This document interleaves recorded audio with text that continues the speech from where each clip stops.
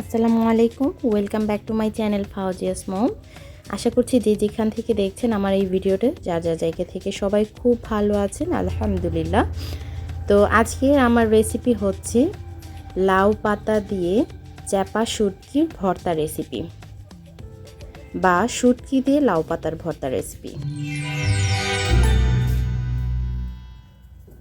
তো ভর্তাটা করার জন্য আমি লাউ পাতা নিয়ে আসছি। তো আমি একটা লাউ গাছ লাগিয়েছিলাম, সেটা ঠিক এরকম হয়েছে খুব সুন্দর হয়েছে। তো আমি সেখান থেকে কচি কচি দেখে লাউ পাতা উঠিয়ে নিচ্ছি 7-8টা।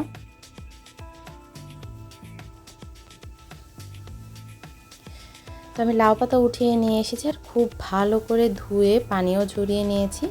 এবারে আমি এর থেকে আঁশগুলো ছাড়িয়ে নিচ্ছি, এর মধ্যে যেই শিরা থাকে সেই শিরাগুলো ছাড়িয়ে নিচ্ছি, তাহলে খুব সুন্দর করে সেদ্ধ হয় আর খুব ভালো করে বাটা যায়। আর শিরাগুলো থাকলে আসলে বাটা যায় না খুব ভালো করে। তার প্রত্যেকটা পাতার এই শিরাগুলো এইভাবে ছাড়িয়ে নিচ্ছি। আর এই ভর্তাটা খেতে কিন্তু খুবই ভালো লাগে। আর শুধুমাত্র লাউ পাতার ভর্তা রেসিপি আমার চ্যানেলে আপলোড দেওয়া আছে, আপনারা চাইলে দেখে নিতে পারেন। এছাড়া আমি ডেসক্রিপশন বক্সে সেটা লিঙ্ক দিয়ে দিব, সেখান থেকেও চাইলে দেখে নিতে পারেন। সেটাও আমার কাছে খুব ভালো লাগে।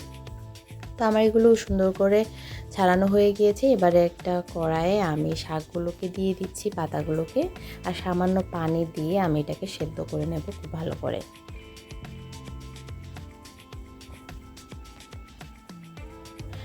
ঢাকা দিয়ে দেব।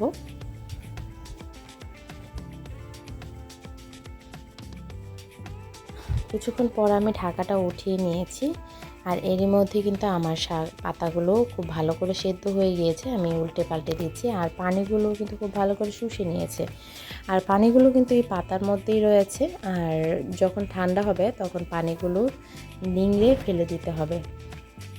তো এবারে আমি সেই কড়াইয়ে সামান্য সরষের তেল দিয়ে সেই তেলে পেঁয়াজ আর রসুন কুচিকে একটু ভেজে নেব।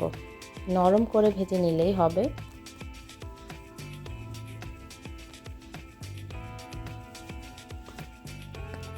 সাথে আমি কাঁচামরিচও দিয়ে দিয়েছি, আর কাঁচামরিচটাকেও একটু ভেজে নেব। আর কাঁচামরিচটাকে একটু ভেজে নিলেই এই ভর্তাটা খেতে বেশি ভালো লাগে। তারপর এগুলো ভাজা হয়ে গিয়েছে, এবারে আমি উঠিয়ে নিচ্ছি।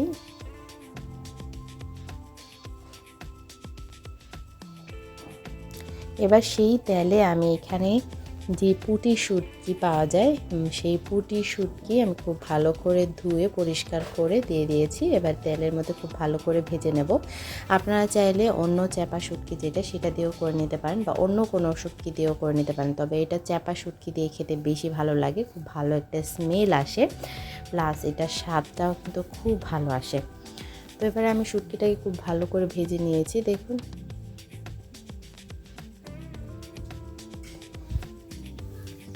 এবার শুটকিগুলোকে উঠিয়ে নিয়েছি, আর আমি সেই শুটকিগুলো একটা পাতায় উঠিয়ে নিয়েছিলাম।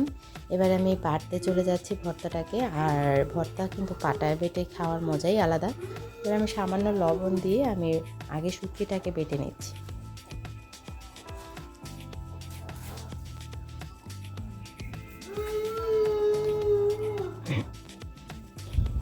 তো আমার শুটকিটা বাটা হয়ে গিয়েছে। এবারে আমি পাতাগুলো বেটে নেব।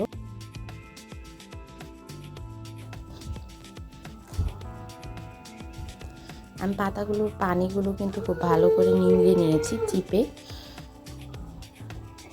এবার পাতাগুলোকে বেটে নিচ্ছি।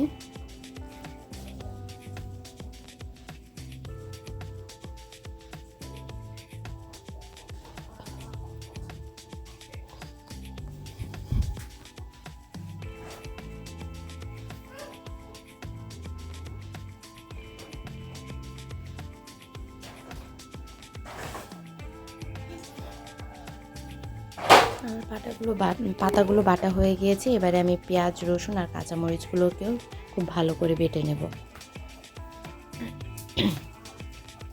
আমি পেঁয়াজ রসুন আর কাঁচামরিচের মধ্যেও সামান্য একটু লবণ দিয়ে দিয়েছি।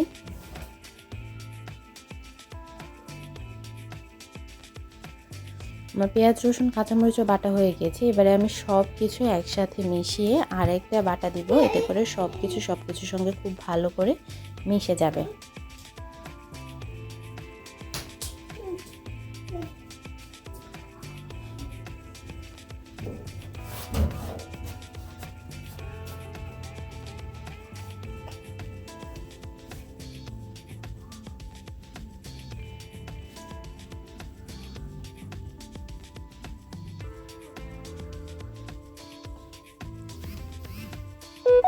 এই ভর্তাটা ছাড়াও আমার চ্যানেলে আরও ভর্তার রেসিপি আপলোড দেওয়া আছে, আপনারা চাইলে দেখে নিতে পারেন।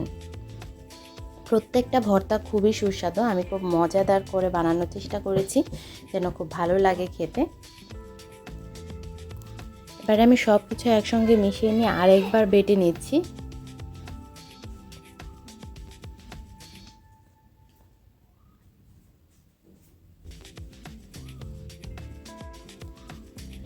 তো আমার বাটা হয়ে গিয়েছে আর আমার ভর্তাটাও কিন্তু একদম হয়ে গিয়েছে। দেখুন আমার ভর্তাটা একদম সবুজ সবুজ লাউ পাতা দিয়ে শুটকির ভর্তা রেসিপি। কি মজা, গরম ভাতের সাথে জাস্ট জমে যাবে। তো এতক্ষণ আমার ভিডিওটা দেখার জন্য ধন্যবাদ সবাইকে। আর আমার ভিডিওটা যদি ভালো লেগে থাকে লাইক কমেন্ট শেয়ার করতে ভুলবেন না। আর প্লিজ সাবস্ক্রাইব করে আমার চ্যানেলটির পাশে থাকার জন্য অনুরোধ রইল। তো ভালো থাকবেন সবাই, আল্লাহ হাফেজ।